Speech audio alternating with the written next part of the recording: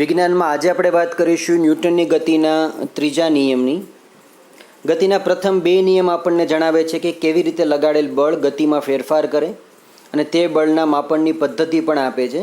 તો ત્રીજો નિયમ એવું કહે છે કે જ્યારે કોઈ એક વસ્તુ બીજી વસ્તુ પર બળ લગાડે ત્યારે બીજી વસ્તુ પણ તત્કાળ પહેલી વસ્તુ પર બળ લગાડતી હોય છે. આ બંને બળો હંમેશા સમાન મૂલ્યના અને પરસ્પર વિરુદ્ધ દિશામાં લાગતા હોય છે. આ બંને બળો જે છે એ અલગ અલગ વસ્તુઓ પર લાગે છે, તે કદાપી એક જ વસ્તુ પર લાગતા ન હોઈ શકે. ઉદાહરણ તરીકે ફૂટબોલની રમતમાં ઘણીવાર આપણે ફૂટબોલ તરફ જોવામાં અને તેને વધારે બળથી કિક મારવાનો જ્યારે પ્રયત્ન કરીએ ત્યારે બની શકે કે પ્રતિસ્પર્ધી ટીમના કોઈ ખેલાડી સાથે અથડાઈ પડીએ અને આ ઘટનામાં બંને ખેલાડી જે છે ઈજાગ્રસ્ત થાય છે, કારણ કે બંને એકબીજા પર સમાન બળ લગાડે છે. બીજા શબ્દોમાં કહીએ તો દુનિયાની અંદર એકલા અટુલા બળનું અસ્તિત્વ શક્ય નથી. બળ જે છે હંમેશા તમને જોડમાં જોવા મળશે. આ બંને પરસ્પર વિરોધી બળોને ક્રિયાબળ તથા પ્રતિક્રિયા બળ તરીકે પણ ઓળખવામાં આવે છે. અહીંયા તમને એક આકૃતિ આપી છે 9.10ની અંદર. તમે ધ્યાનથી જુઓ તો એક વ્યક્તિ જે છે એ સ્પ્રિંગ એને જે સ્પ્રિંગ બી સાથે છેડામાં ગોઠવાયેલી છે, જોડાયેલી છે, અને આ બી સ્પ્રિંગ જે છે દિવાલ સાથે જડેલી છે. તો એ વ્યક્તિ જે છે એ એને ખેંચવાનો પ્રયત્ન કરે છે. હવે તમે ધ્યાનથી જોશો તો બંનેની અંદર જે માપન છે, લગાડેલું બળ જે છે, બળ બંનેમાં સમાન છે, પણ બંને બળો વિરુદ્ધ દિશામાં લાગે છે.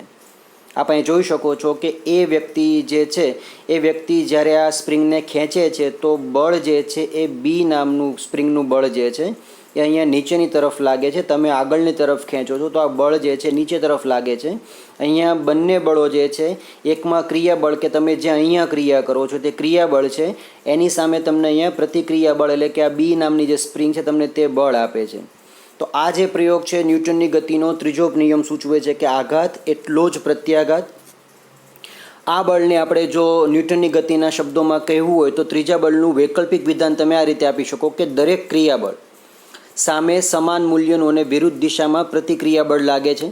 એમ છતાં યાદ રાખવું કે ક્રિયાબળ અને પ્રતિક્રિયાબળ હંમેશા બે જુદી જુદી વસ્તુઓ પર એકસાથે લાગે છે. કેવી રીતે? તો ધારો કે તમે સ્થિર ઊભા છો અને રસ્તા પર ચાલવાનું શરૂ કરો છો તો ગતિના બીજા નિયમ અનુસાર એક બળની જરૂરિયાત ઊભી થાય કે જે તમારા શરીરમાં પ્રવેગ ઉત્પન્ન કરે. તો આ બળ કયું છે? શું તે સ્નાયુ બળ છે જે તમને રસ્તા પર લગાવો છો, અથવા શું આ બળ આપણને તે જ દિશામાં લગાડીએ છીએ જે દિશામાં આપણે આગળ વધવું છે? તો તમારો જવાબ આવશે ત્યાં ના. તમે રસ્તા પર બળ જે છે પાછળની તરફ લગાવો છો. રસ્તા વડે તે જ સમયે તમારા પગ પર એટલા જ મૂલ્યનું પરંતુ વિરુદ્ધ દિશામાં પ્રતિક્રિયા બળ લાગે છે અને જેનાથી આપણે લોકો આગળ વધી શકીએ છીએ. તમે જ્યારે પણ આગળ ચાલતા જશો તો નોંધશો કે રસ્તો જે છે પાછળ તરફ જતો હોય છે. વિરુદ્ધ તમે જ્યારે જશો તો તમે આગળ જતા હશો તમે તો પાછળ જતા હશો. અહીંયા કહેવાનો મતલબ એટલો જ છે માત્ર કે તમે જેમ આગળ વધવાનો પ્રયત્ન કરો છો તે રીતે રસ્તો જે છે એ તમને એ જ સમયે એટલા જ મૂલ્યનું પ્રતિક્રિયાત્મક બળ એટલે કે વિરુદ્ધ દિશામાં લગાડતું હોય છે. અહીંયા એ પણ નોંધવું ખાસ જરૂરી છે કે ક્રિયા અને પ્રતિક્રિયા બળ મૂલ્યમાં સમાન હોવા છતાં દરેક વખતે સમાન પ્રવેગ ઉત્પન્ન કરતા નથી, કારણ કે આ બળો અલગ અલગ વસ્તુ પર લાગે છે જેમના દળ અસમાન હોઈ શકે. ઉદાહરણ તરીકે બંદૂક દ્વારા ગોળી છોડવાની ઘટનામાં તમે બંદૂક દ્વારા જો ગોળી આગળની તરફ એક બળ લગાવે તો ગોળી પણ બંદૂક પર એટલા જ મૂલ્યનું પરંતુ વિરુદ્ધ દિશામાં બળ લગાડે છે. તેનાથી બંદૂક જે છે એ પાછળ તરફ ધકેલાય છે, જે બંદૂકને રિકોઇલ કરવામાં પરિણમે છે. રિકોઇલ કરવું મીન્સ કે બંદૂકની અંદરની જે ગોળી છે એ ગોળી પ્રતિક્રિયાત્મક બળ લગાવે અને બંદૂકનો જે આ છેડો છે એ છેડાને તમારા ખભા ઉપર ધક્કો મારે છે. એટલા માટે બંદૂક જે છે કોઈ વ્યક્તિ જ્યારે પકડતી હોય ત્યારે ખાસ તમે ધ્યાન આપીને જોશો તો ખભો જે છે એ ખભા પર આ ભાગને એકદમ વ્યવસ્થિત ટેકવી દેવાનો છે અને એકદમ મજબૂત રીતે પકડવાનો છે, કારણ કે જેવી બંદૂક ગોળી જે છે આમાંથી છૂટશે બંદૂકમાંથી એ સાથે પ્રતિક્રિયાત્મક રિકોઇલિંગ જે થાય છે, રિકોઇલિંગ ફોર્સ એ સીધું ખભા ઉપર આ ભાગ દ્વારા લાગી જાય છે. બંદૂકનું દળ ગોળીના દળ કરતાં વધુ હોવાથી બંદૂકનો પ્રવેગ જે છે એ ગોળીના પ્રવેગ કરતાં ઘણો ઓછો થાય. એક ખલાસી દ્વારા બોટમાંથી આગળ તરફ કૂદવાની સ્થિતિ પણ ગતિના ત્રીજા નિયમનું ઉદાહરણ દર્શાવે છે. આપણે એટલા માટે ક્યારેય પણ ચાલુ બસમાંથી કે ચાલુ ટ્રેનમાંથી ઉતરવાનું થાય ત્યારે આપણે હંમેશા ટ્રેન અથવા બસ જે દિશામાં ગતિ કરવાની હોય અથવા ગતિ કરતી હોય એ દિશામાં દોડવાનું ચાલુ કરીએ છીએ. જો તમે તેવું ન કરો તો તમે તેમાં ઊભા રહી જશો અને તમે પડી જશો. જડત્વના કારણે આ ઘટના જે છે સામાન્ય બનતી હોય છે. તો અહીંયા પણ તમે જુઓ કે હોડીમાં તમે જ્યારે બેઠા હો તમે હોડીમાંથી જેવા કિનારા ઉપર જાઓ છો તો તમે ધક્કો લગાવો છો પગથી તો હોડી જે છે એ પાછળની તરફ ખસી જાય છે. જ્યારે ખલાસી આગળ તરફ કૂદે ત્યારે બોટ પર લાગતું પ્રતિક્રિયાત્મક બળ જે છે એ બોટને પાછળ તરફ ધકેલે છે. તો આ જે વસ્તુ છે એ વસ્તુ તમે સમજી શકો કે ઉદાહરણની અંદર આપણને ચિત્રમાં આપ્યું છે કે વ્યક્તિ જે છે જેવો હોડીના આ પગથી ધક્કો મારે છે આગળ વધવા માટે એ જ વખતે પ્રતિક્રિયાત્મક બળ જે છે હોડીને ધક્કો મારશે અને તમે પાણીમાં પડી શકો છો. એટલા માટે હોડી જે છે કાંઠા સુધી આવી જાય એના પછી કૂદકો લગાવવા કરતાં તમારે વ્યક્તિગત રીતે હોડીને પકડીને અથવા તો કિનારાને પકડીને તમારે ઉપર ચડવાનો પ્રયત્ન કરવાનો છે. બીજું કે અહીંયા બે બાળકો જે છે પોતે એક સ્કેટિંગ રોલર બનાવ્યું છે આવું, તો તેની ઉપર ઊભા છે જે પોતે જમીન ઉપર મુક્ત રીતે ભ્રમણ કરી શકે તેવી રચના છે. બે બાળકો જે છે ગરગડીવાળા પાટિયા પર ઊભા છે. તેમને રેતીથી ભરેલો થેલો કે બીજી કોઈ ભારે વસ્તુ આપીએ તો આ થેલાને તેઓ કેચ કરવાની રમત રમવાનું કહેવાનું કે તમારે આને કેચ કરવાનો છે. તો કેચ કરવાનો છે મીન્સ કે તમે જેટલા બળથી આ દડો કે પછી વસ્તુ તમે ધકેલશો બીજી વ્યક્તિને ત્યારે તમે પણ એટલા જ પાછા જવાના છો. તમે પાટિયાની ગરગડી પર સફેદ રેખા દોરી શકો જેથી તમે બંને બાળકો થેલાને ફેંકે ત્યારે પાટિયાની ગતિનું અવલોકન કરી શકો. આ બંને બાળકો કોઈ એક પાટિયા પર ઊભા રાખીએ તો બીજા બાળકને બીજા પાટિયા પર ઊભો રાખીએ તો અહીં ગતિના બીજા નિયમનો પણ આપણને અનુભવ થઈ જશે. કારણ કે જડત્વના કારણે તમે અહીંયા રહેવા ટેવાયેલા છો પણ તમે જેવો આ ભારે વસ્તુનો ઘા કરો છો એ જ સાથે તમે ધક્કો લાગે છે તમને ન્યૂટનની ગતિના ત્રીજા નિયમ પ્રમાણે અને તમે જે છે એ પાછળ તરફ ગતિ કરો છો અને તમારા હાથમાંની જે વસ્તુ છે એ દૂર ફેંકી દેતા તે આગળ તરફ આવી જાય છે.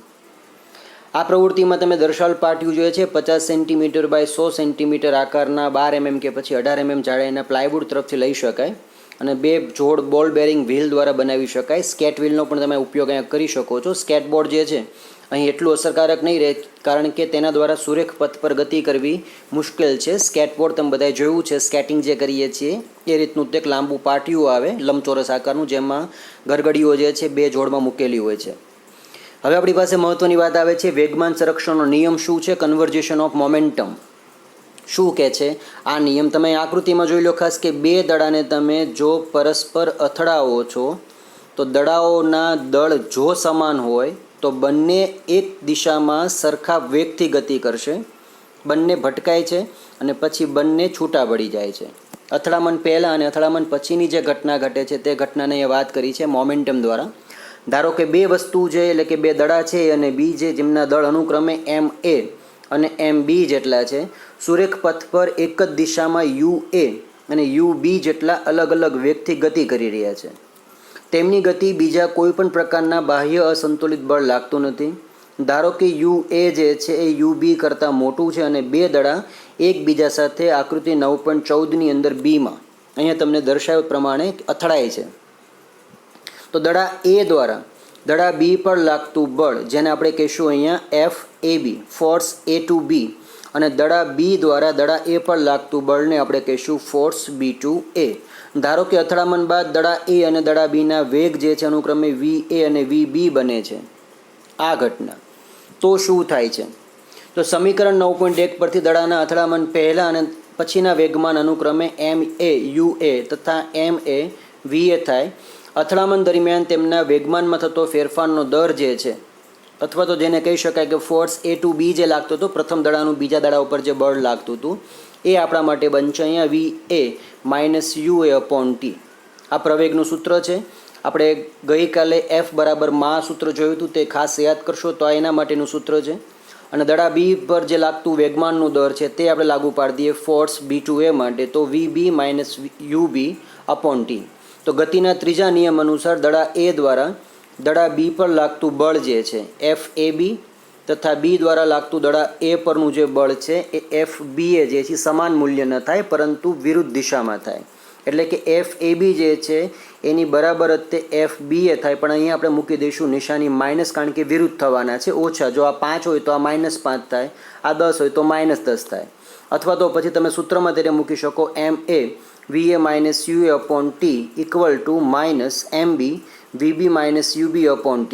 તો આ પરથી એવું કહી શકાય કે MA UA plus MB UB equal to MA UA plus MB UB. અથડામણ પહેલાં દડા એ અને બી પરનું વેગમાન જે છે એ અને અથડામણ બાદ કુલ વેગમાન જે છે એ બંને તમે જોઈ શકો છો કે દડાઓ પર કોઈ બાહ્ય બળ લાગતું ન હોવા છતાં તેમનું કુલ વેગમાન બદલાતું નથી. આને કહેવામાં આવે છે વેગમાન સંરક્ષણનો નિયમ. તો આદર્શ સંઘાતના પ્રયોગના પરિણામે તમે એવું કહી શકો કે જ્યારે બાહ્ય અને અસંતુલિત બળ લાગતું ન હોય ત્યારે બે વસ્તુઓના અથડામણ પહેલાંના વેગમાનનો સરવાળો અને અથડામણ બાદના વેગમાનના સરવાળો જેટલો જ થાય. આ નિયમને આપણે કહીએ છીએ વેગમાન સંરક્ષણનો નિયમ. આ વિધાનને બીજી રીતે પણ કહી શકાય કે અથડામણની ઘટનામાં બે વસ્તુઓનું કુલ વેગમાન અચળ રહે છે અથવા તેમનું સંરક્ષણ થાય છે. કલ્પના કરી લઈએ કે બે હાથી ભટકાય તો બંને એક સરખા વેગથી દૂર ધકેલાવાના છે. બે કીડી ભટકાય તો પણ બંને એક સરખા વેગથી દૂર ધકેલાવાના છે. બંને ઉપર સમાન બળ લાગે છે. જ્યારે કોઈ ટ્રેન સાથે બીજી કોઈ ટ્રેન ભટકાય તો બંને ઉપર, જ્યારે બંનેનું દળ ગતિ સમાન હોય તો વેગમાન જે છે ત્યાં પણ બંનેમાં સમાન રહેતું હોય છે. પ્રવૃત્તિ 9.5માં તમને વાત કરી છે જેમાં તમે મોટો ફુગ્ગો લ્યો, ફુગ્ગાની સાથે તમે એક દિવાલની સાથે દોરી બાંધી દો, દિવાલ ઉપર તમે એક આવી સ્ટ્રો મૂકી છે જેમાં તમે દોરી આરપાર કરી છે અને ફુગ્ગાને તમે સ્ટ્રો સાથે અહીં ચિપકાવી દીધો છે. ફુગ્ગો ફૂલાવી દો અને ફૂલાવ્યા પછી તમે ફુગ્ગાને જો રિલીઝ કરો છો તો ફુગ્ગો જે છે એ વિરુદ્ધ દિશામાં ગતિ કરશે, કારણ કે ફુગ્ગો જે છે એ આ તરફ જશે, હવાનો ધક્કો જે છે બીજી દિશામાં લાગે છે. આ નિયમ તમે સમજી શકો છો, રોકેટનો નિયમ છે, રોકેટ સિદ્ધાંત, કે જેટલો આઘાત એટલો જ તે પ્રત્યાઘાત થાય છે. આવી રીતે પ્રવૃત્તિ 9.6માં કસનળી જે છે, કસનળીમાં એ પાણી મૂકેલું છે અને પાણી સાથે અહીંયા બૂચ મારી દીધું છે અને તમે તે નીચે ગરમ કરો છો તો થાય છે આમાં એવું કે પાણી જે છે પાણીની વરાળ બને છે અને વરાળ બનવાને કારણે તે કસનળી પર ધક્કો લગાવે છે અને ધક્કો લગાવવાને કારણે આ કસનળી જે છે પોતાના સ્થાન ઉપર ફરવા લાગે છે. તો આ પણ એક જે છે એ ન્યૂટનની ગતિના ત્રીજા નિયમને આધારે છે. ઉદાહરણ 9.6માં તમને એક વસ્તુ સમજાવી છે કે જેમાં 20 ગ્રામ દળ ધરાવતી ગોળીને 2 કિલોગ્રામ દળની પિસ્તોલ દ્વારા 150 મીટર પ્રતિ સેકન્ડના વેગથી છોડવામાં આવે તો પિસ્તોલના પાછળ ધકેલાવાના વેગ એટલે કે રિકોઇલ વેગની તમે ગણતરી કરો. તો ગોળીનું દ્રવ્યમાન જે છે એ m1 બરાબર 20 ગ્રામ, જેને આપણે કિલોગ્રામમાં કન્વર્ટ કરી દઈએ તો આપણે 1000થી ભાગવા પડે તો 0.02 કિલોગ્રામ થાય અને પિસ્તોલનું દ્રવ્યમાન છે m2 2 કિલોગ્રામ. તો ગોળીનો પ્રારંભિક વેગ તમે u1 અને પિસ્તોલનો પ્રારંભિક વેગ જે છે u2 શૂન્ય થાય, કારણ કે જે ગોળી તમે છોડી નથી. અંતિમ વેગ તમને ત્યાં આપેલો છે 150 મીટર પ્રતિ સેકન્ડ, એ પ્લસથી કીધું છે, આગળ વધે છે એટલા માટે. ગતિની દિશા ડાબી બાજુથી જમણી બાજુ તરફ લીધેલ છે એટલે અનુકૂળતા ખાતર આપણે ધન લીધેલું છે. હમણાં તમને પાછળ તેની આકૃતિ બતાવી દેવામાં આવશે. તો ધારો કે પિસ્તોલનો રિકોઇલ વેગ v હોય તો ગોળી છૂટ્યા પહેલાં પિસ્તોલ અને ગોળીનું પ્રારંભિક વેગમાન કેટલું થાય? 2 પ્લસ 0.02 કિલોગ્રામ ઇન્ટુ 0 મીટર પ્રતિ સેકન્ડ, તો કે 0 થઈ જશે. હવે ગોળી છૂટ્યા બાદ પિસ્તોલ અને ગોળીનું અંતિમ વેગમાન તો 0.02 kilogram into 150 metre per second plus 2 kilogram into v metre per second. તો તમારો જવાબ જે છે અહીંયા તમે ગુણાકાર કરશો તો સરવાળો લેતા આપણી પાસે જવાબ આવશે 3 plus 2 v kilogram metre per second. વેગમાન સંરક્ષણના નિયમ અનુસાર ગોળી છૂટ્યા બાદ તેનું કુલ વેગમાન થાય છે ગોળી છૂટ્યા પહેલાંનું કુલ વેગમાન. તો 3 પ્લસ 2v ઇક્વલ ટુ 0. તો v તમને મળશે અહીંયા -3 આ બાજુ આવી જાય ભાગ્યા 2 એટલે કે 3/2 1.5 મીટર પર સેકન્ડ. ઋણ ચિહ્ન દર્શાવે છે કે પિસ્તોલ ગોળીની વિરુદ્ધ દિશામાં એટલે કે જમણેથી ડાબી તરફ રિકોઇલ થાય છે, કંઈક આ રીતે. આ ફાયરિંગ કરતાં પહેલાંની વસ્તુ છે. જેવી ફાયરિંગ તમે કરશો તો ગોળી જે છે પોતે 20 ગ્રામની ગોળી 150 મીટર પ્રતિ સેકન્ડના વેગથી આગળ વધે છે. આ બંદૂકનું વજન છે 2 કિલોગ્રામ. તો આ જે બંદૂક જે છે એ તમને અહીંયા જણાવ્યા પ્રમાણે 1.5 મીટર પ્રતિ સેકન્ડના દરથી પોતે રિકોઇલ થશે એટલે કે પાછળ તરફ આવશે. એટલે કે તમે જ્યારે પણ ફિલ્મમાં કોઈ અમુક દ્રશ્યો જુઓ કે જેમાં કોઈ હીરો કે કોઈ વિલન છે પોતે બંદૂક ફોડતો હોય ત્યારે હાથ જે છે તેનો તમારે ખાસ જોવાનો કે હાથ જે છે ઝાટકો લાગે છે, ઝાટકો મારે છે એટલે કે રિકોઇલ થાય છે ત્યાં. બીજું ઉદાહરણ 9.7ની અંદર 40 કિલોગ્રામ દ્રવ્યમાન ધરાવતી એક છોકરી જે છે 5 મીટર પ્રતિ સેકન્ડ જેટલા સમક્ષિતિજ વેગથી 3 કિલોગ્રામ દળ ધરાવતા સ્થિર ગરગડીવાળા પાટિયા પર કૂદે છે. પાટિયાના પૈડા ઘર્ષણ રહિત છે. પાટિયું જ્યારે ગતિ ચાલુ કરે ત્યારે છોકરીનો વેગ કેટલો હશે અને સમક્ષિતિજ દિશામાં કોઈ અસંતુલિત બળ લાગતું નથી તેમ તમે ધારી લો. તો ધારો કે ગરગડીવાળું પાટિયું ગતિ ચાલુ રાખે ત્યારે છોકરીનો વેગ v છે. છોકરી કૂદે તે પહેલાં છોકરી તથા પાટિયાનું કુલ વેગમાન તમે ગણી લો તો 40 કિલોગ્રામ ધરાવતું વજન છે છોકરીનું પ્લસ 5 મીટર પર સેકન્ડનો વેગ છે જે અહીંયા આપણને આપેલો છે 3 કિલોગ્રામ દળ ધરાવતું સ્થિર પાટિયું છે અને તેની ઉપર હજી બળ નથી લાગ્યું તો 0 મીટર પર સેકન્ડ ત્યાં આવી જાય તો અહીંયા તમારે પાસે 0 થઈ જશે. અહીંયા 5 ચોક 20 200 કિલોગ્રામ મીટર પર સેકન્ડ થઈ જાય. છોકરીના કૂદ્યા પછીનું વેગમાન તો 40 + 3 કિલોગ્રામ એટલે કે 43 વી કિલોગ્રામ મીટર પર સેકન્ડ થાય. તો વેગમાન સંરક્ષણના નિયમ અનુસાર બંને સ્થિતિમાં કુલ વેગમાન કેવું રહે તો કે અચલ રહે છે, કારણ કે 43 વી બરાબર 200 છે તો વી બરાબર 200 ભાગ્યા 43 બરાબર તમને અહીંયા જવાબ મળે છે પોઝિટિવ ફિગરમાં 4.65 મીટર પ્રતિ સેકન્ડ આશરે. તો પાટિયા પર રહેલ છોકરી જે છે 4.65 મીટર પ્રતિ સેકન્ડના વેગથી તેણીએ લગાવેલ છલાંગની દિશામાં તે ગતિ કરે છે. કંઈક આ રીતે છોકરીનું વજન છે 40 કિલોગ્રામ, એ પોતે 5 મીટર પ્રતિ સેકન્ડના વેગથી કૂદકો લગાવે. અહીંયા તમે જુઓ તો પાછલા પગથી એ ધક્કો મારે છે પોતાના શરીરને આગળની તરફ. તો એ 3 કિલોગ્રામ ધરાવતા આ પાટિયા ઉપર પોતે ચડી જાય અને ત્યારે તેનું કુલ વેગમાન બની જશે 43 કિલોગ્રામનું. અને તમે જોયું પ્રમાણે કે 4.65 મીટર પ્રતિ સેકન્ડ જે છે પોતે ગતિ પ્રાપ્ત કરી લેશે. અહીં બીજી પણ આકૃતિમાં તમારી પાસે વાત કરી લઈએ કે જેમાં 60 કિલોગ્રામ ધરાવતી વ્યક્તિ જે છે પોતે 5 મીટર પર સેકન્ડના વેગથી આગળ વધી રહી છે. એની સામે 55 કિલોગ્રામ વજન ધરાવતી વ્યક્તિ 6 મીટર પર સેકન્ડના વેગથી આગળ વધી રહી છે. તો આ બંને જ્યારે અથડાય એ વખતે 40 + 55 115 આ બંનેનું જે કુલ વેગમાન થાય, દ્રવ્યમાન જે તમે ગણો, વજન ગણો, એ બંનેનું ભેગું થાય અને પછી જે દિશા તરફ હવે જેનું વેગમાન સૌથી આગળ હશે ટક્કર પહેલાં અને ટક્કર પછી તો એ દિશામાં પોતે વેગ પ્રાપ્ત થાય. તેના આધારિત આપણને એક દાખલો આપેલો છે. હોકીની પ્રતિસ્પર્ધી ટીમોમાં 2 ખેલાડીઓ દડાને ફટકારવાનો પ્રયાસ કરતી વખતે એકબીજા સાથે ભટકાઈ જાય છે અથવા તો ગૂંથાઈ જાય છે, વીંટળાઈ જાય છે. પહેલા ખેલાડીનું દળ છે 60 કિલોગ્રામ અને તે પોતે 5 મીટર પર સેકન્ડના વેગથી ગતિમાં છે. તો બીજો ખેલાડી છે 55 કિલોગ્રામ દળ ધરાવતો, તે પોતે 6.0 મીટર પર સેકન્ડના વેગથી ગતિ કરે છે, એટલે કે પહેલા ખેલાડી સાથે ભટકાય છે. અથડાયા પછી તે કઈ દિશામાં કેટલા વેગથી ગતિ કરશે? બંને ખેલાડીઓના પગ તથા પૃથ્વી વચ્ચે લાગતું ઘર્ષણ બળ તમે અવગણ્ય છે. માની લો કે બંને વચ્ચે કોઈ ઘર્ષણ બળ લાગતું નથી તો શું થાય? તો કે પ્રથમ ખેલાડી જે છે એ ડાબી બાજુથી જમણી તરફ દોડી રહ્યો છે. અનુકૂળતા ખાતર ડાબીથી જમણી બાજુની ગતિ દિશાને આપણે ધન અને જમણીથી ડાબી બાજુને લઈશું ઋણ. આકૃતિ તમે જોઈ શકો છો. આ વ્યક્તિ જે છે ડાબેથી જમણી બાજુ જાય છે, આ વ્યક્તિ જમણેથી ડાબી તરફ જાય છે. એટલે અહીંયા તમે જાઓ તો ડાબેથી જમણી તરફ જતા ધન નિશાની, અહીંયા જમણેથી ડાબી તરફ આવતા ઋણ નિશાની. બંનેની સંજ્ઞા લઈ લઈએ. એમ અને યુ બંને ખેલાડીઓના અનુક્રમે દળ અને વેગ દર્શાવે છે, જે નીચે દર્શાવેલ સંખ્યા 1 અને 2 અનુક્રમે પ્રથમ અને બીજા ખેલાડીનું નામ દર્શાવે છે. જેમાં M1 જે છે એ 60 કિલોગ્રામ છે અને યુ જે છે એનો 5 મીટર પર સેકન્ડ પ્લસમાં છે. M2 જે છે 55 kg છે અને U2 જે છે એનો આપણે માઇનસ લીધો કારણ કે તે જમણેથી ડાબી તરફ આવી રહ્યો છે. અથડામણ પહેલાં બંને ખેલાડીનું કુલ વેગમાન તો 60 kilogram into 5 metre per second અને 55 kilogram into -6 kilogram into 6 metre per second. તો 60 × 5 એટલે કે 6 × 5 30. અહીંયા 55 × 6 બાદ બાકી સરવાળો કરતાં આપણને જવાબ મળી જાય ત્યાં 30 કિલોગ્રામ મીટર પર સેકન્ડ. 6 × 5 30 અને 6 × 5 30 31.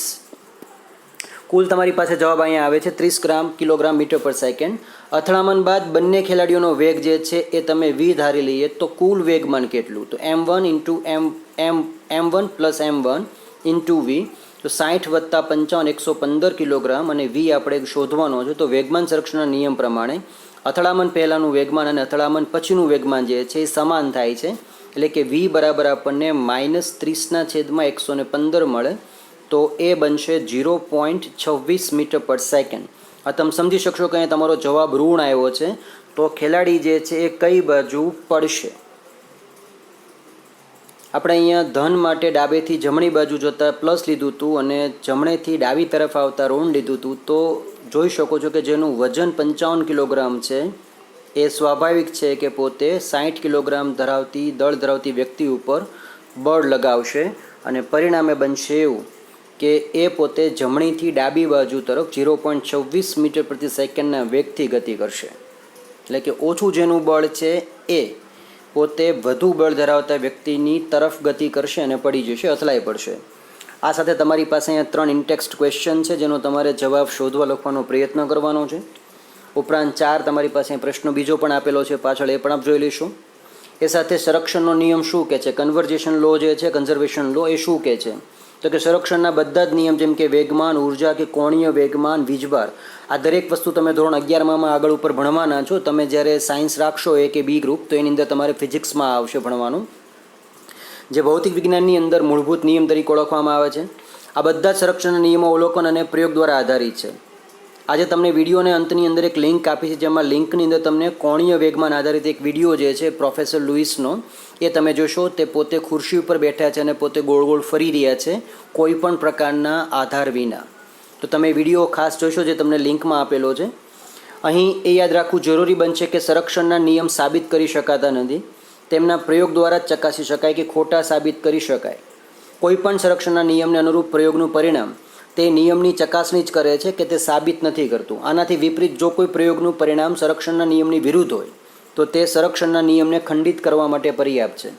વેગમાન સંરક્ષણનો નિયમ ખૂબ જ મોટી સંખ્યાના અવલોકન તેમજ પ્રયોગ દ્વારા મેળવવામાં આવેલ છે. તો આ નિયમ લગભગ 3 શતાબ્દી એટલે કે 300 વર્ષ પહેલાં શોધાયેલું પૂર્વ પરિણામ છે. રસપ્રદ વાત એ છે કે આ નિયમનું ખંડન કરતી એક પણ પરિસ્થિતિ હજુ સુધી જોવા નથી મળી. એટલે કે જુદા જુદા રોજિંદા અનુભવોને આધારે તમે વેગમાન સંરક્ષણનો નિયમ જે છે વધુને વધુ સરળતાથી સમજાવી શકો છો. સમગ્ર પાઠમાં તમે શું શીખ્યા છો એની તમને સંપૂર્ણ જાણકારી આપી દીધી છે. નિયમો તમારે 3 યાદ રાખવાના છે. ગતિનો પહેલો નિયમ, બીજો નિયમ અને ત્રીજો નિયમ, તેમના એસઆઈ એકમ અને તેમના સૂત્ર જે છે, ખાસ કરીને ન્યૂટન જે સંજ્ઞા જે છે તે ખાસ યાદ રાખવાની છે. ઉપરાંત વેગમાન શું છે, વેગમાન સંરક્ષણનો નિયમ શું છે અને તેના અન્ય ઉદાહરણ જે છે તે, અને સમગ્ર પ્રકરણની અંદર તમારે કુલ દાખલાઓ જે છે ઘણા બધા આમાં ગણવાના, શીખવાના એવા છે. જે વિદ્યાર્થી મિત્રોને 11-12 સાયન્સ રાખવાનું છે તેઓને આ દાખલાઓ જે છે વધુ વ્યવસ્થિત કરવાના છે. એના જેવા અન્ય ઉદાહરણ જે છે, જે વિદ્યાર્થી ઈચ્છે કે મારે આ પ્રકારના દાખલાઓની વધુ પ્રેક્ટિસ કરવી છે, તો તેઓ મને વ્યક્તિગત વોટ્સએપ અથવા કોમેન્ટ કરી શકે, જેથી હું તેમને એ દાખલા મોકલી શકું, પાકા કરી શકાય. આ ઉપરાંત સમગ્ર પ્રકરણની અંદર તમારે જે જોવાનું છે તે પાઠ્યપુસ્તક જેમની પાસે છે તેઓ આ પાઠ જે છે આખો વ્યવસ્થિત જોઈ જાય. અને સાથે તમારી પાસે આજના કુલ 16 ગુણ આધારિત પ્રશ્નો છે, જે આપણે આજે શીખ્યા છીએ, ગઈકાલ જે વાત કરી હતી તેને આધારિત. તો આ તેના જવાબ જે છે એ આપે રાત્રિના 9 વાગ્યા સુધીમાં મળી જાય તે રીતે લખીને મને મોકલી આપવાના છે. સમગ્ર વિડીયોની અંદર આપણને આજે કોઈ તકલીફ, કોઈ શબ્દ સંકલ્પનામાં ખ્યાલ ન આવ્યો હોય તો ચોક્કસ મને જણાવશો.